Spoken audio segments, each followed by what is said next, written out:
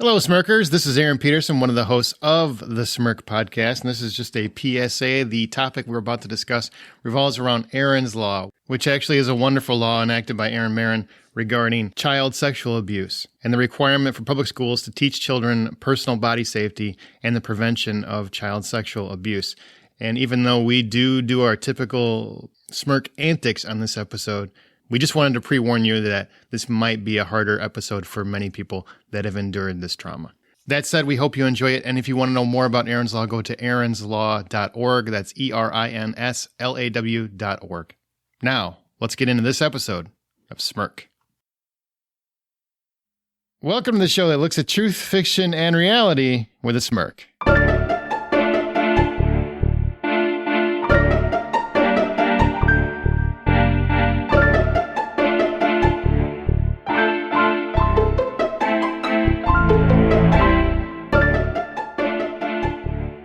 I'm Aaron Peterson.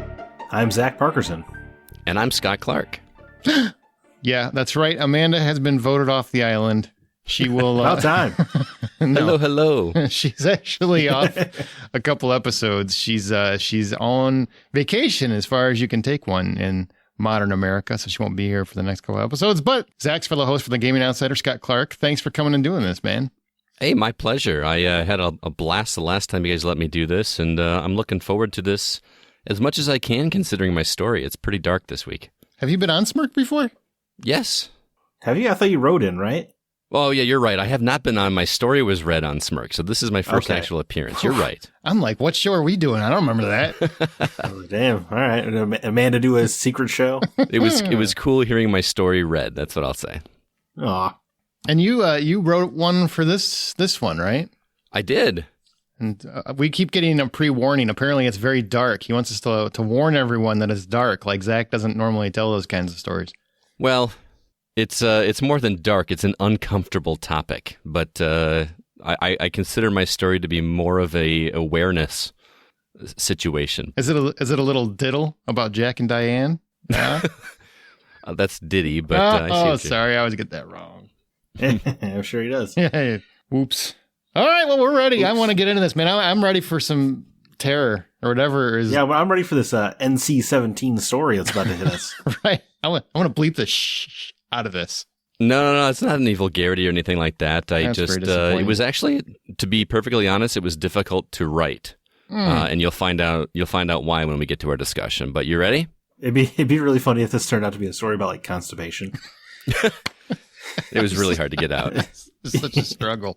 I don't know how I got through it. All right, let her rip. And now it's time for a story.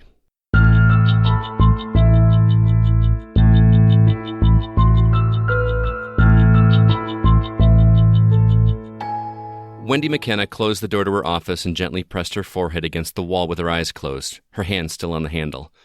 After a silent moment of reflection, she slowly worked her way back to her desk before finally leaning back in her office chair. She stared at the ceiling with a huge sigh, seriously considering if she made the right career choice. This was Wendy's 5th year as principal of Clinton Elementary School. She had taught 3rd grade for several years prior to taking over as administrator of the school, but all her years of experience and college education never prepared her for the events that unfolded today. The day started out routinely, a cup of caramel-flavored coffee from the Keurig, manning the drop-off zone in front of the school, and morning announcements over the PA. The day progressed with her usual suspects of what she referred to as naughty noodles. They weren't bad kids, mind you. In fact, they were more or less starved for attention, even if that meant negative attention from their principal. Things started taking a downward turn shortly after lunch when Cindy Parsons, one of her 2nd grade teachers, asked to speak with her privately. Mrs. Parsons was halfway through her 2nd year of teaching in the district, and she was a relatively quiet teacher who kept to herself for the most part, which was why it was a surprise to see Cindy knocking at her door with a concerned look on her face. Wendy invited her into the office and closed the door. Cindy declined the invitation for a cup of coffee. Instead, she sat down in the chair opposite the principal's desk and started in on the events that transpired in her classroom that day. Wendy's stomach churned as Cindy started her story that began with today's Aaron's Law presentation in Mrs. Parsons' classroom. Aaron's Law was a state-mandated curriculum to educate students about abuse. The purpose was to equip students with the knowledge of what constituted abuse and to encourage them to tell a trusted adult if something was happening to them. Wendy's employee explained that after the authorized rep finished her 30-minute presentation with the students, Cindy called a meeting with her class to have a serious conversation with them personally. Mrs. Parsons nervously fumbled with a pen in her hands, staring at the floor while she explained that she herself had been sexually abused by a babysitter when she was in 3rd grade. Needless to say, this day was very hard on her, especially since she knew how damaging her childhood experience was, and she didn't want any of her students to ever go through what she did. Although it was difficult for her to do, she looked each one of them in the eye and told them that she had been the victim of abuse when she was about their age. She begged them to not keep quiet if anything was happening to them, because she cared deeply for each of them. Wendy did her best not to squirm in her chair as Cindy continued with her tale. She was a professional after all. She had to do her best not to let her own emotions get the best of her, but it was difficult. She had a daughter of her own, and it was horrific to think of anything happening to her child. Cindy continued with her story, with one of her students asking to speak with her in the hall. Mia was an average 2nd grader. She got along with everyone in her class and seemed to be a very happy student. With tears in her eyes, Mia bravely told Mrs. Parsons in graphic detail how she had been the victim of abuse. Minutes later, Cindy was sitting in Mrs. McKenna's office. Mia's mother, Rebecca, was immediately called to the school. The conversation that took place was the most uncomfortable one Wendy had had in her life. As professionally and compassionately as possible, Wendy explained to Rebecca what her daughter had told her teacher that day. Rebecca's reaction was a mixture of surprise, horror, and instant tears. She had absolutely no clue the trauma her little Mia had been dealing with since she was 4 years old. The rest of the afternoon consisted of Wendy and Cindy doing their best to console Rebecca as well as contacting the police. After that, there was all kinds of documentation that had to be completed, and once all the required paperwork was done, everyone left the school except for its captain. Wendy moved her gaze from the ceiling down to her half-full cup of coffee, now chilled to an undrinkable state. She was torn between wanting to recover alone in her office and the burning desire to run home and hold her own baby in her arms. Who could do such a thing to an innocent child? What goes through the mind of someone that believes it's acceptable to do that to anyone, much less one so young? Wendy finally gathered her belongings to go home. She was the last one in the building. As she flicked off the lights and set the alarm for the night, she looked down the dimly lit hallway of her school before heading to her car. As rough as today was, she knew that Mia was safer than she was the day before. Since Rebecca formally pressed charges, never again would Mia's teenage cousin Carter have another chance to touch her. So what do you guys think? Man, Carter, he had such a bright, sports future ahead of him. Wow. Well, I want to be thankful that I nailed that one right on the head. So yeah, pretty much. Yay. It's so fun to bring a topic that you can make no jokes about, Scott. Thanks for that. Yeah. I made a quick joke about Carter's athletic career. If anybody's going to take it to a different spot, it's going to be Zack. So we can make it work. Well, I know you guys have a specific order you do this in, but I want to ask you right off the bat for important reasons. Do you think this story is fact or fiction, or truth or fiction? What do you say? Sometimes we say triction. Yeah, sometimes we say triction. That's true. But only when Amanda's here and she's not here. So we say truth or fiction. Truth or fiction? And I would say truth. All right. Yeah. Because if you made it up, you need help. You should probably go talk to somebody. Yeah, it is truth. This is actually obviously the names have been changed and the perspective has been changed. I told this story from the perspective of the principal, but in this instance, I was the teacher. I was Mrs. Parsons in this situation. It was a rough day, man. It was a very, very rough day. Did you get to drink your coffee? Did I get? Well, I mean, the coffee was a completely that was just added for effect, man. Sure it was. I was focusing on the important aspects of the story. Scott over here like, I really want to drink this Keurig, but all right, kid, let's hear it. What do you got? Well, what's interesting is some of the names obviously have been changed, but some of them are real names too. My 3rd grade principal's name was Dr. McKenna, which was why I named the principal after her. And then Mrs. Parsons was actually the name of my 2nd grade teacher. So it was they were real names, but not actually involved in this story. Well, I'll tell you what, teaching has come a long way since I was a kid. Because when I was a kid, if you told a teacher something serious like that, they'd tell you to walk it off or go rub your nose in dirt or something. So it's wow, really? Yeah, man. That's just not the way it was back in the day. Teachers weren't as understanding and sympathetic or empathetic as they are now. It was very much a, okay. And then they go take it to the principal's office. Maybe they call a parent, but it's usually typically a parent who might be involved. So, that usually goes nowhere. But yeah, there's a lot of empty pleas when I was a kid. I remember friends telling teachers about things like that. Did they press charges against a teenager in your story? Yes, they did. Oh, wow. Good. And that's as far as the story goes as far as my knowledge. I don't know anything more that happened to it. That student is obviously not at our school anymore. But that was a rough day, man. I had to sit in there in that meeting and watch this parent break down. Had no clue, and it was awful. It was seriously a moment where I was in Wendy's shoes, wondering, do I have it in me to keep doing this job? Because this is probably not the last time it's going to happen.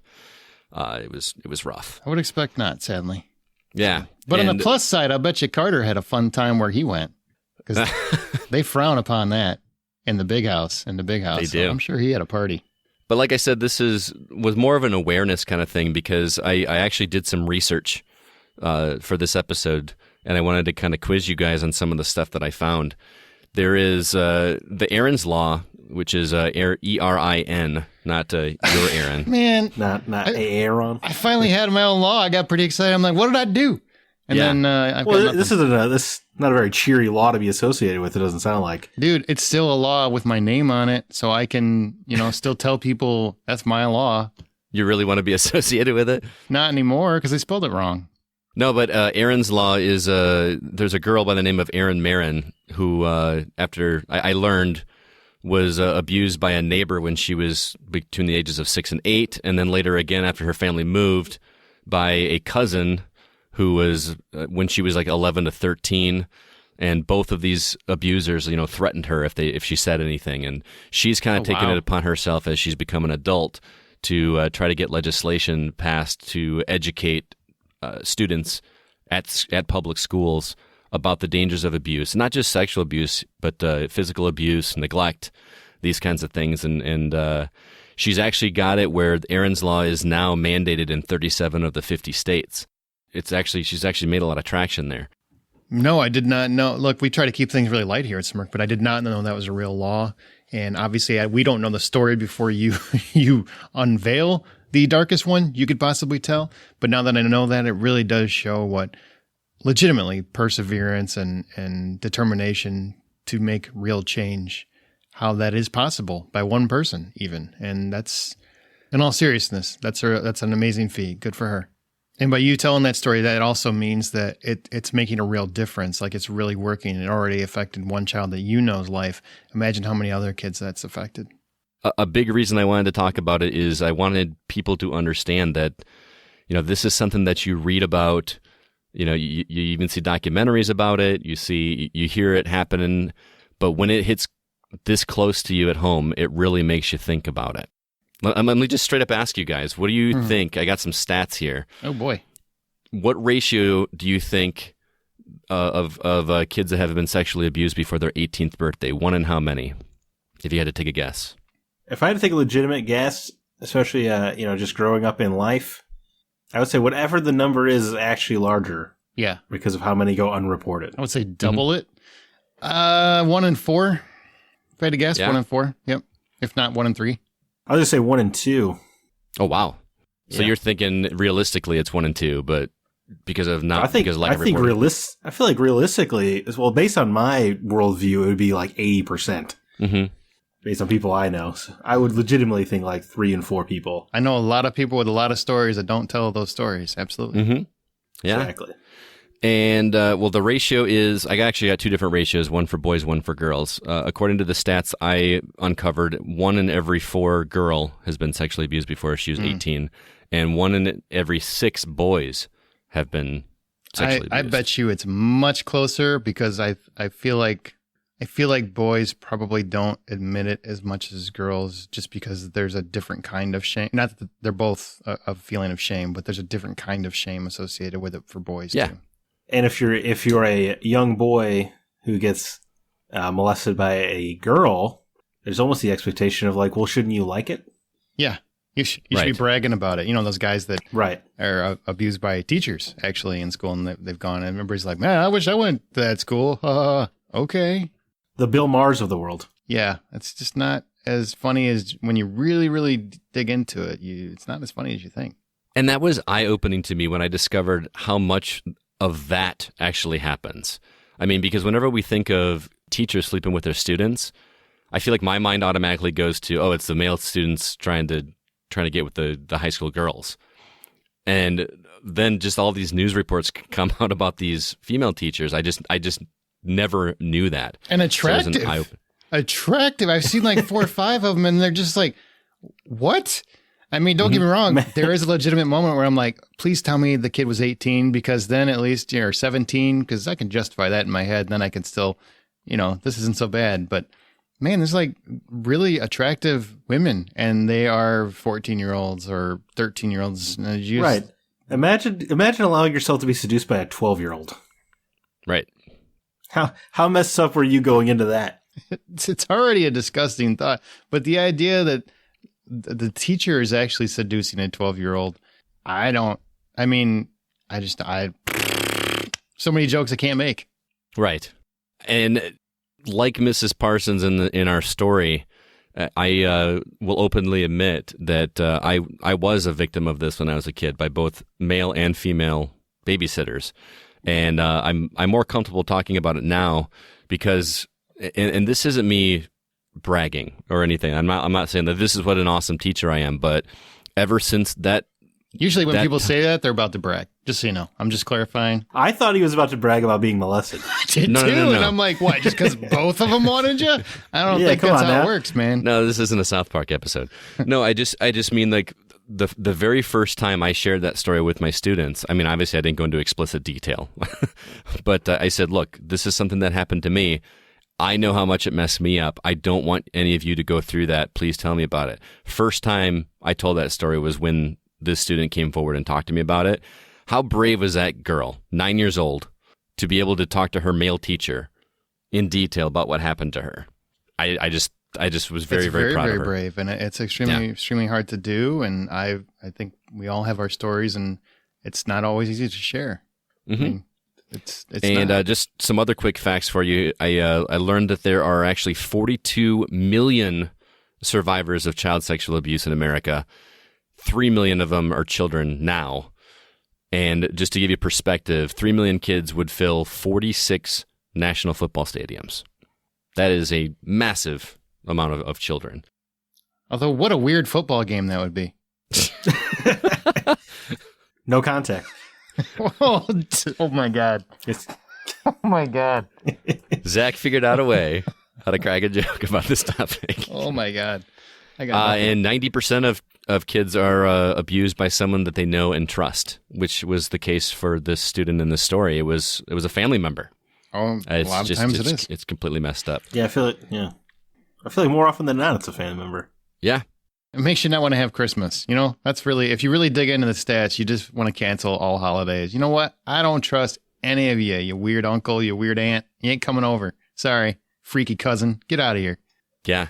And in my case, it wasn't a family member. It was someone that my family trusted. But I just couldn't imagine. How could you imagine those Christmases if you were either the abused or the abuser? Just how awkward. Yes, I think Zach and I both can. So thank you. Yeah. No, well, yeah. Sorry, I did not mean to. Huh? That's okay. What? Well, my big question for you guys is, because this obviously happens a lot more than a lot of people realize, but what do you think goes through the minds of abusers to justify these actions? Because it happens so often, and we're only talking about the reported cases. What goes through somebody's head that says, yeah, this is a good thing, or do they? Whoa, man, heavy topic indeed. Aaron, you want to bat this one first? Oh, you chicken! All right, so here, okay, what goes through their heads? I'm trying to determine how much of my own life to reveal here. I'm not going to reveal any of my personal life, but I will say that I have a deep understanding of psychology throughout many years of studying and whatnot, and personal history. And what goes through their minds is the way that I try to explain it to anybody that asks that question, because I've had it happen in my own family with my own kids, and it's a very hard conversation to have, and nobody wants to have that conversation. But if you're really trying to understand the attacker, which I normally don't care to do, I have no interest in. I really don't care about whatever caused you to do the things that you did that were awful, because I'm more concerned about the person who had the awful things done to them. Stop the cycle. Don't repeat it. But a lot of times I equate it to a villain in a movie or a book or a game or whatever it is you're into, like whatever entertainment factor you're into, you equate it to a villain because a villain in those stories always believes what they're doing is right in some way. They find a justification in their mind. They will tell you once they're caught how awful they feel or how this, it's the worst thing ever. I can't believe I did something like that. I'll never do it again. I'm going to reform, whatever it is. But ultimately, it's because in their mind, they don't see the wrong of it. Or they might see it, but they don't think it applies to them because I can't control it. Whatever it is. It's a psychological break. I mean, it's obviously some kind of psyche break. That's without question. Or there is the possibility they're just a sociopath. I mean, whatever it is, it's like psychological. So you have to equate it to they're a villain. They don't know how bad they are, or they don't care how bad they are, whichever it is. But the rules don't apply to them. That's why. It's just like any other thing, any murder, anything else. I mean, anything that's really awful or sadistic, the reasoning is because they don't think the rules apply to them in the same way. That's really interesting because I feel like murder and abuse like this are two things that are almost universally accepted as being wrong. You'd be hard-pressed to find somebody that would argue that either of those two crimes are acceptable or that are right. I mean, you could make a case with murder for things like wartime or executions, so to speak. Or someone diddled your kid. Right. If something like that happened, then are you justified in committing murder? But I can honestly say I've never heard anybody argue in favor of this kind of abuse. I would say my opinion, it's just my opinion.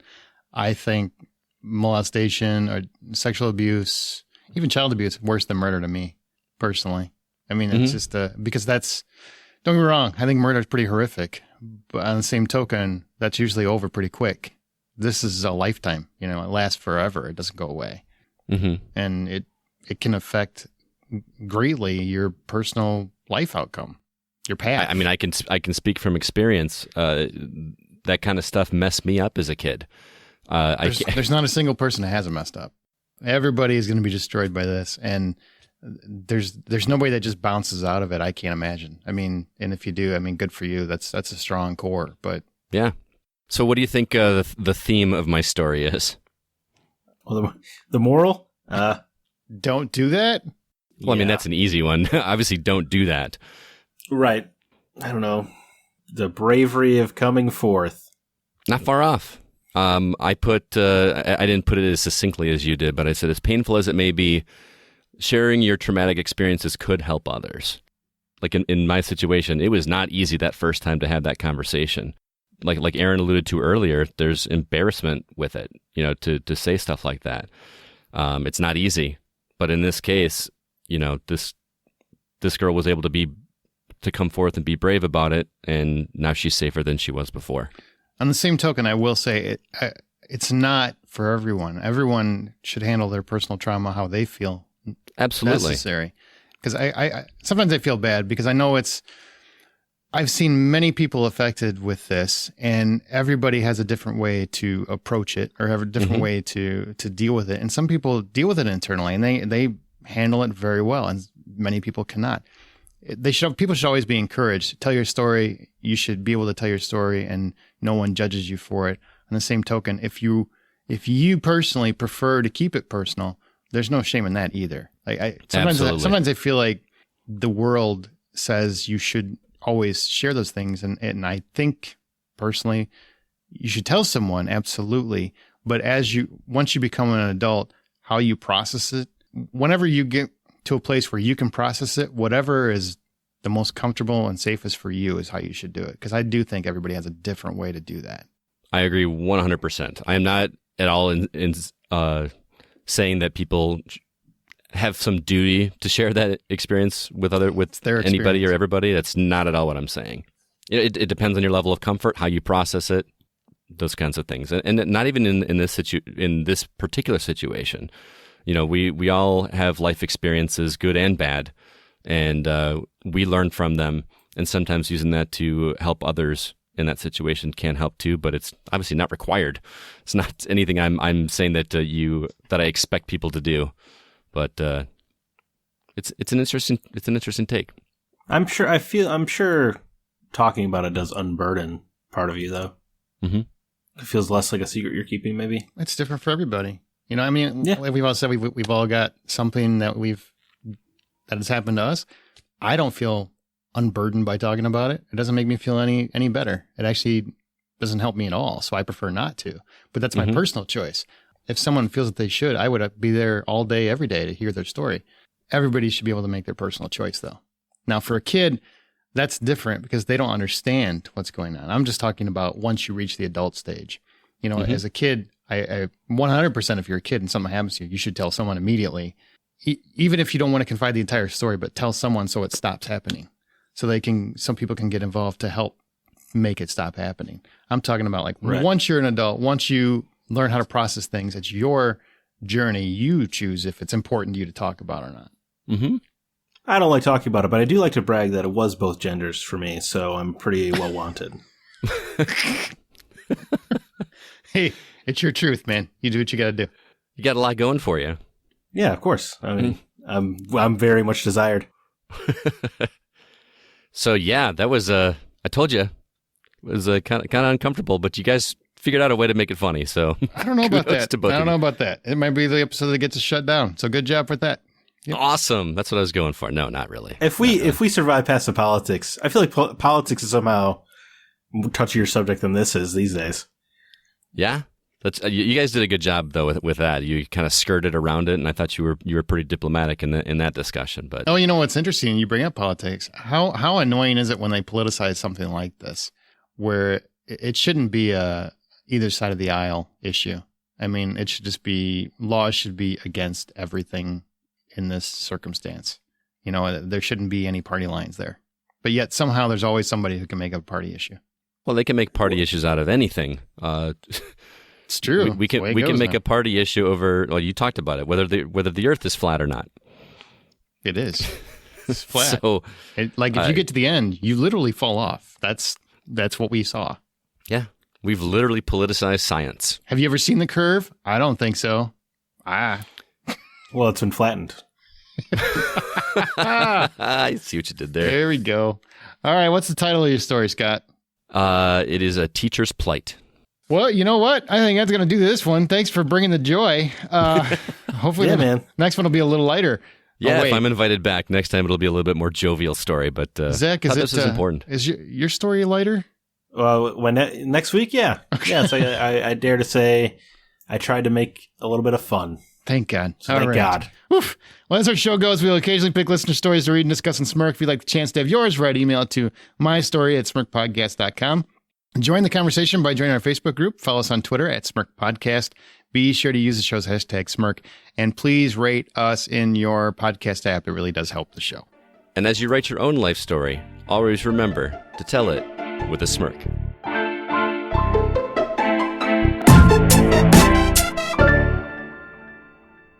And then, Scott, you say, and as you write your own life story, always remember to tell it with a smirk. And as you continue to write your life story, is that what you said? No, and as you write your own life story, always remember to tell it with a smirk. And as you write your own life story, remember, tell it with a smirk. Close enough. Yeah. close Was it enough. off? I can do it again. No, it's fine. Who cares? As you write your own life story, always remember to tell it with a smirk. As you write your own life story, remember to always tell it with a smirk. No, what Okay, now I think you're doing it on purpose. I'm really not. You say it every week. Is Ron Burgundy this? And I as need to. as you write your own life story, always remember to tell it with a smirk, Always remember to tell it with a smirk. with an ellipsis. And as you write your own life story, always remember to tell it with a smirk. There you go. Yeah, there you go. That's a teacher short-term memory paying off. Yes. That's that new math.